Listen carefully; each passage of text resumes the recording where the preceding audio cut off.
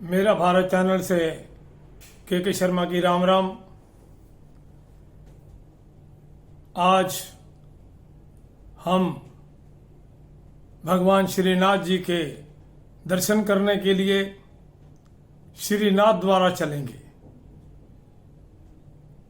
श्रीनाथ जी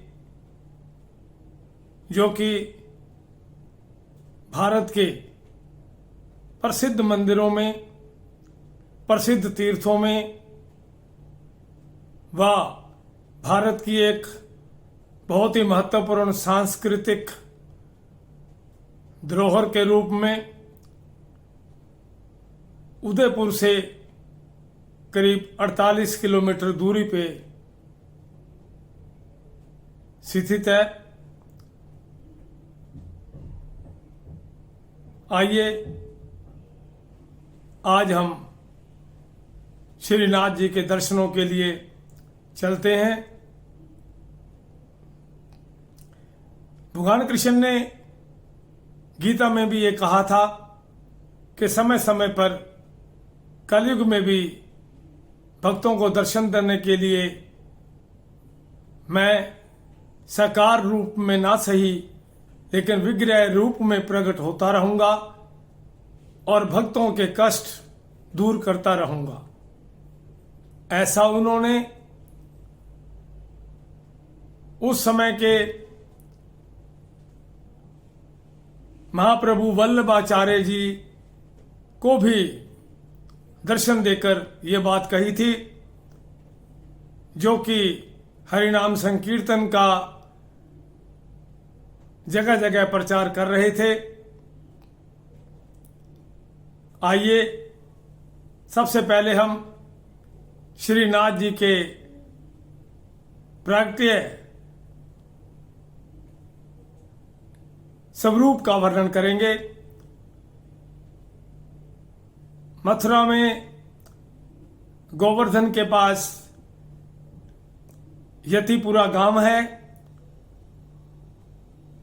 उस गांव की गायें गोवर्धन पर्वत पर अक्सर चरने के लिए जाया करती थी, लेकिन गांव वालों ने एक बहुत ही अचंभित करने वाला दृश्य देखा कि कुछ गायें प्रतिदिन एक ही स्थान पर दूध छोड़कर आ रही हैं। चर्चा का विषय बन गया। उस समय गांव वालों ने विचार किया कि इस स्थान को खोद कर देखा जाए। जब उस स्थान को खोद कर देखा गया, निकाला गया, तो वहां पर भगवान श्री कृष्ण का, श्रीनाथ जी का विग्रह रूप प्रकट हुआ। गांववासी बड़े अचंभित थे कि इतना सुंदर स्वरूप जिन्होंने अपनी लीला के माध्यम से पहले ही बताया, क्योंकि ये लीला ही थी कि सभी गायें आकर प्रतिदिन वहां अपना दूध छोड़ती थी। सभी ब्रजवासियों ने उस स्वरूप को स्थापित कर पूजा अर्चना शुरू कर दी।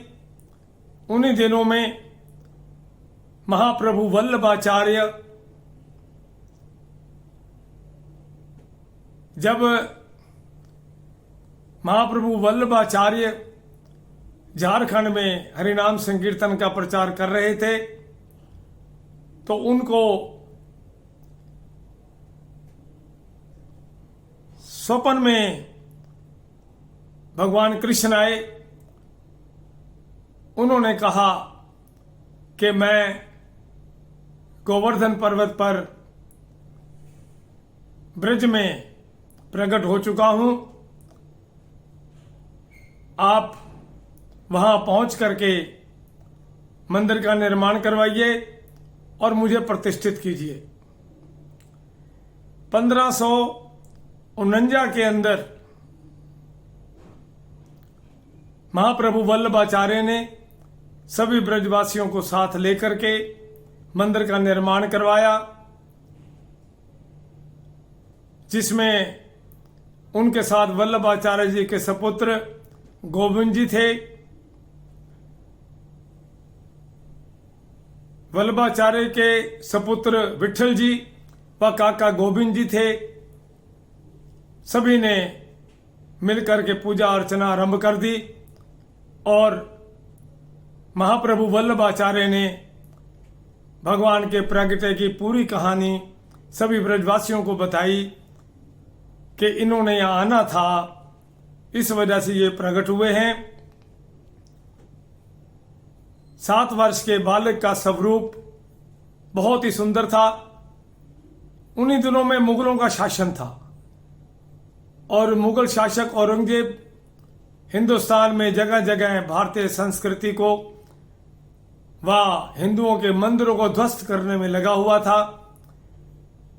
जब वो औरंगजेब ब्रज की तरफ बढ़ने लगा तो महाप्रभु वल्लभाचार्य ने सोचा कि भगवान श्रीनाथ के विग्रह रूप को यहां से ले जाना चाहिए और उन्होंने 1726 में, क्योंकि 1726 तक तो पूजा अर्चना वहां हुई, 1726 में उस विग्रह रूप को रथ में बिठा करके अश्विनी शुक्ल 15 शुक्रवार की रात्रि को वहां से निकल पड़े। महाप्रभु वल्लभाचार्य जी थे, गोविंद जी थे, विठल जी थे, साथ में कुछ और भगत थे। उस रथ में बिठा करके उस स्वरूप को निकल पड़े और कई राजाओं के पास गए, लेकिन औरंगजेब के डर से कई राजाओं ने ये कहा कि एक बार कहीं इनको विराजमान कर देते हैं, लेकिन डर के मारे में कोई कुछ ना बोला। आखिर में ये रथ चलता हुआ राजस्थान में मेवाड़ राज्य में, जहां के महाराजा राज सिंह थे, उसी राज्य के सिहाड़ गांव के पास जाकर के उस रथ के पहिए धंस गए। यही प्रभु की इच्छा थी। और जब पहिए धंस गए तो महाप्रभु वल्लभाचार्य ने सोचा शायद श्रीनाथ जी की यहीं प्रतिष्ठित होने की इच्छा है। उन्होंने वहां के राजा महाराणा राज सिंह से बात की। महाराणा राज सिंह ने विश्वास दिलाया कि अब से अपनी जान से बढ़कर भी मैं इनकी सुरक्षा करूंगा। और उन्होंने 1728 को फाल्गुन की सप्तमी को मंदिर का निर्माण आरंभ करवा दिया। जब मंदिर का निर्माण आरंभ करवाया और श्रीनाथ जी के उस सुंदर स्वरूप को वहीं प्रतिष्ठित करवा दिया। स्वरूप इतना सुंदर था कि देखते ही बनता था। श्रीनाथ जी को दिन में 8 बार श्रृंगार किया जाता है, 8 बार ही भोग लगाया जाता है, 8 बार ही आरती होती है, जिसमें सबसे पहली आरती सुबह 4 बजे मंगला आरती होती है। लाखों श्रद्धालुओं की संख्या दर्शनों के लिए वहां पहुंचती है। वहां पर श्रीनाथ जी अपनी आवश्यकता के अनुसार पुजारियों से बात भी करते हैं। और ये जो स्थान है ये वैष्णव संप्रदाय की पीठ कही जाती है। मंदिर के ऊपर सुदर्शन चक्र स्थापित है, जिसके साथ 7 ध्वजाएं लगातार लहराती रहती हैं। इस मंदिर के साथ एक और रोचक कथा जुड़ी हुई है। श्रीनाथ जी की दाढ़ी में एक हीरा चमकता रहता है। अक्सर लोग उस हीरे को देख के हैरान होते हैं, बहुत सुंदर है। ये कहानी प्रचलित है कि मुगल बादशाह औरंगजेब उस स्वरूप को नुकसान पहुंचाने के लिए जब वहां पर गया तो वहां जाते ही अंधा हो गया, उसे कुछ ना दिखा। तब उसके सलाह देने वालों ने कहा कि कहीं ना कहीं ये श्रीनाथ जी ने किया है, आप जाकर के श्रीनाथ जी का माथा टेकिए, तब जाके ये आपकी रोशनी वापस आ सकती है। औरंगजेब फिर वहीं गया और मंदिर की सीढ़ियों को अपनी दाढ़ी से उसने साफ किया। जैसी आखिरी सीढ़ी को साफ किया तो औरंगजेब की रोशनी वापस आ गई। औरंगजेब श्रीनाथ जी के आगे नतमस्तक हो गया, क्षमा मांगी और उस सुंदर हीरे को उन्होंने श्रीनाथ जी के चरणों में अर्पित कर दिया। इसी तरह इसी के साथ ही एक और रोचक कथा जुड़ी हुई है कि त्रिपुर नाम का भगत लगातार प्रतिवर्ष श्रीनाथ जी को सर्दियों में कपड़े पहनाया करता था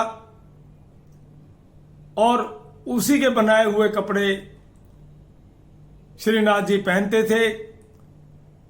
एक बार त्रिपुर के जो घर में धन धान्य था वो राजा के सिपाहियों ने छीन लिया। वो बहुत गरीब हो गया, सोचने लगा कि अब मैं क्या करूं, मैं वस्त्र कैसे पहनाऊं प्रभु को।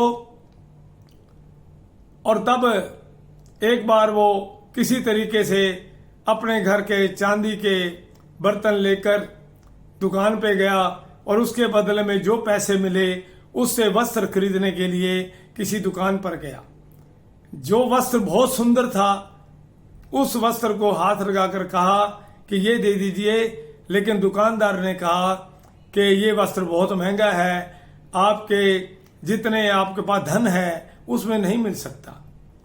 तो उसने कहा कि मैंने भगवान श्रीनाथ जी के अर्पित करना है, आप दे दीजिए, लेकिन वो नहीं माना। तब उन्होंने वही कपड़ा लाल रंग का था लेकर के घर आ गए। इधर से भगवान श्रीनाथ जी परेशान थे। उन्होंने पुजारी से कहा कि मुझे ठंड लग रही है, मुझे कपड़े पहनाओ। उन्होंने बार बार कहा, कपड़े ला के दिए, लेकिन ठंड नहीं उतर रही थी। इधर श्रीनाथ जी से एक पुजारी उधर मिलने के लिए गया त्रिपुर को। तो उन्होंने कहा कि कैसे आना हुआ। उन्होंने कहा कि मन में आया आपको मिलता चलूं। तो उन्होंने कहा अगर आप जा ही रहे हो तो मेरा एक काम कर दीजिए, मैं इस बार बढ़िया वस्त्र नहीं पहना सका, आप मेरा नाम मत लेना, ये वस्त्र ले जाइए। दे तो रहा मैं श्रीनाथ जी के वस्त्रों के लिए हूं, लेकिन जैसे भी बन पड़े इसको वहां प्रयोग कीजिए। वो लेकर के मंदिर में चल पड़ा। वहां पर जाके उन्होंने वैसे ही पुजारियों से कहा।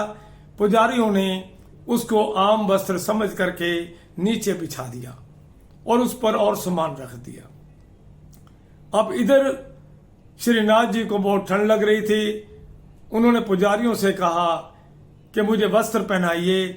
तब पुजारियों ने बहुत वस्त्र दिए, लेकिन ठंड नहीं उतरी। तब उन्होंने बताना पड़ा श्रीनाथ जी को कि एक वस्त्र किसी भक्त का आया है, मेरे भक्त का है, और वो नीचे बिछा हुआ है, वो लेके आओ। मैं उसी की इंतजार कर रहा था। तब पुजारियों ने आगे पूछा ऐसा कौन सा वस्त्र है। तब सभी ने भाग करके उसी स्थान पर गए और वो वस्त्र बिछा हुआ था वो लेकर के आ गए। तब वही वस्त्र जो था जब उनको पहनाया गया तो उनकी ठंड उतर गई। तब उन्होंने कहा मैं इसी अपने भक्त के वस्त्र की इंतजार कर रहा था। तब उन्होंने एक पुजारी को भेज करके उस त्रिपुर भक्त को बुलवाया और कहा भी तुमने इतनी देर क्यों लगा दी। उसने सारी व्यथा कह सुनाई। तब उसने कहा तुम्हारे वस्त्र के बिना मैं ठंड में ही रह रहा था, तुम्हें क्या चाहिए। तो उसने कहा बस अपनी भक्ति प्रदान कीजिए, मुझे और कुछ नहीं चाहिए। और इसी प्रकार भगवान श्रीनाथ जी अब भी पुजारियों से बात करते हैं और जो भक्त दर्शन करने जाते हैं मनोवांछित फल पाते हैं। वहां जाकर के जो भी मन में श्रद्धा विश्वास से आप अपनी मनोकामना रखोगे वो श्रीनाथ जी पूर्ण करते हैं। श्रीनाथ जी ये ऐसा पहला मंदिर है जहां पर श्रीनाथ जी को राजस्थान फोर्स की तरफ से 21 तोपों की प्रतिदिन सलामी दी जाती है। मेरा सौभाग्य था, मैं भी वहां था जिस समय मेरे सामने ये सलामी दी गई और साथ में दूध भी वहां पर चढ़ाया जाता है। सलामी के बाद ये केवल श्रीनाथ जी का ही मंदिर है जहां पर 21 तोपों की सलामी दी जाती है।